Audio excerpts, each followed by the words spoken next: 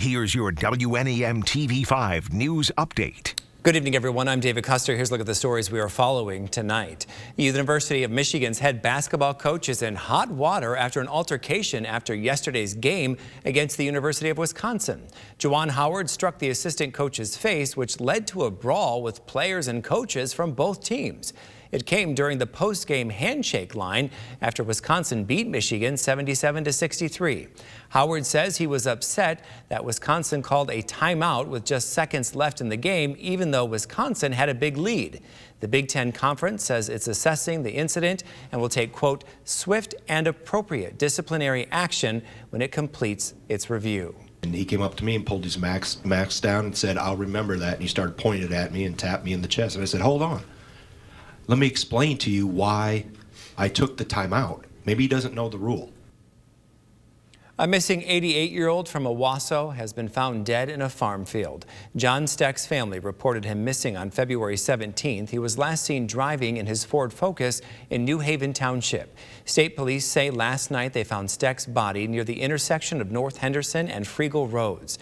Investigators believe Steck's vehicle got stuck in a farm field about 6 miles away from his home.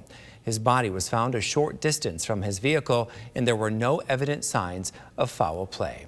And now here's Chief Meteorologist Chris Eastlick with your forecast. David, looks like it could get messy as we go into late tonight and also tomorrow. We do have ice storm warnings in place late this evening from Roscommon, Ogama, and Iosco County to the north. Areas to the south of there are in winter weather advisories, and those advisories still expecting some slick travel, just not quite as much ice. The areas in the ice storm likely going to pick up the most. Your first 1.5 pinpoint Doppler this evening, though, is all quiet and expected to remain that way for at least the next couple of hours. It's not until at least after about 9 or 10 o'clock that we start to see any evidence of precipitation move back in, and many areas will likely be waiting until the overnight. Your first 1.5 hour-by-hour forecast shows that we've got mixed precipitation returning into tomorrow morning. It will depend very greatly on how fast some areas switch over to temperatures that are around freezing or above.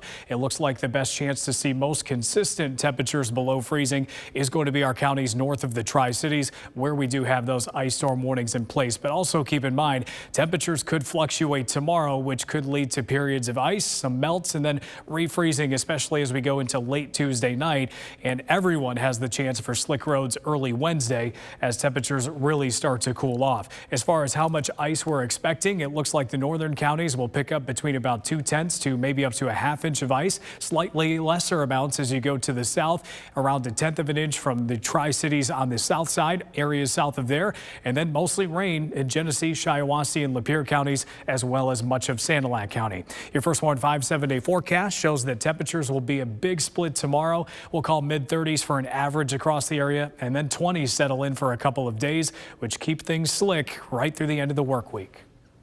Remember to tune into WNEM TV5 on air and online 24/7 for the latest news, weather, and information.